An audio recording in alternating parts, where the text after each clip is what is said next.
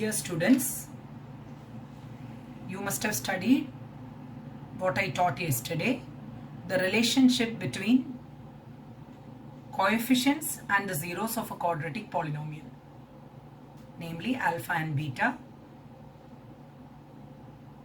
That is, alpha plus beta is minus b upon a and alpha beta is c upon a. Today we are going to continue it doing sums, that is exercise 2.2. You must have got the PDF of the chapter. You can see in that, not exercise 2.1 because that needs little more explanation graphically. So I'll be directly going to 2.2, which is a very important question in exam.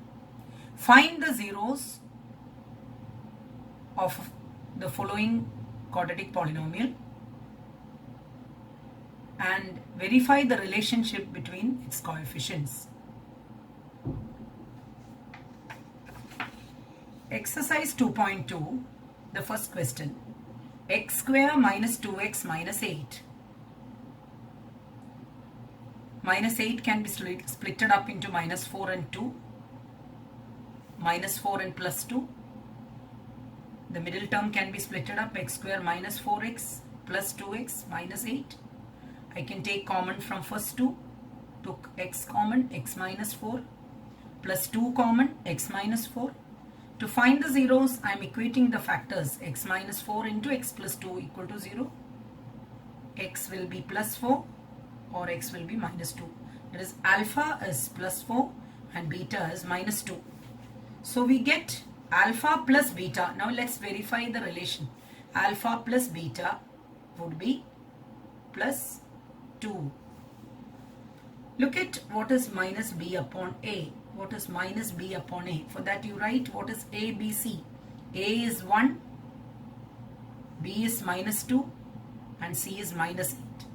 So minus b by a, which is minus of minus 2 upon 1, which is nothing but 2. You can see alpha plus beta. Therefore, verified alpha plus beta is minus b upon a. Verified. Now, the second relation, alpha beta. 4 into minus 2, which is minus 8. And look at minus c, c by a. C upon a. Don't make the mistake. Minus b upon a is the sum of the zeros. And c upon a is the product of the zeros. So you're getting minus 8 upon 1. That is also minus 8.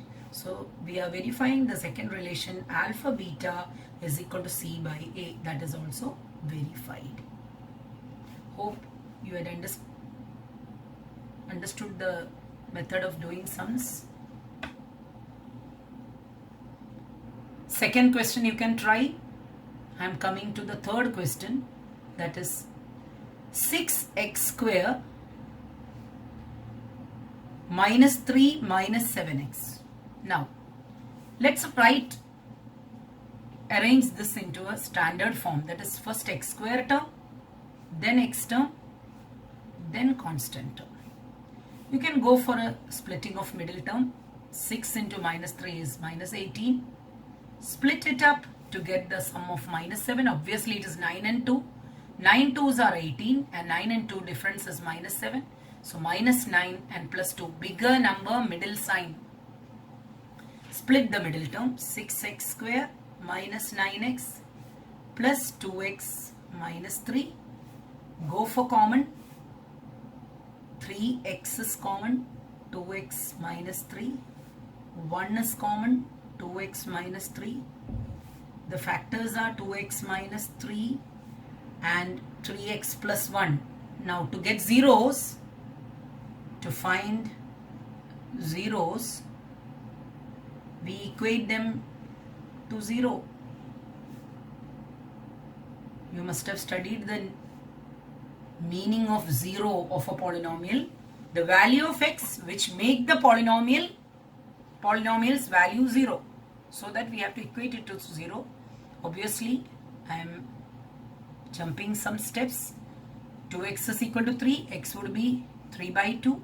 and here x would be minus 1 upon 3. So we got alpha and beta. So alpha is 3 upon 2 and beta is minus 1 upon 3. Now let's check the relation alpha plus beta. 3 upon 2 plus minus 1 upon 3.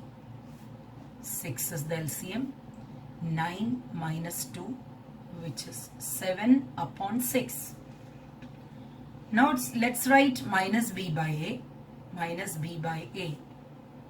You know a is 6, b is minus 7 and c is minus 3. Don't make the mistake looking into the question. It has to be a, b, c. X square term, x term and constant term. Minus of minus 7 upon 6, which is clearly 7 upon 6. You can see alpha plus beta is minus b by a. Let's check the next relation, that is 3 upon 2 into minus 1 upon 3. 3 got cancelled. You are getting minus 1 upon 2. Let's see what is c upon a. C upon a is minus 3 upon 6, which is nothing but minus 1 upon 2. So we established the relation, thus verified what? Alpha plus beta is equal to minus b upon a and alpha beta equal to c upon a. My dear students, you can try the remaining sums. 2.2, there are 6 sums. If you have difficulty, you can ask me through WhatsApp group. Thank you.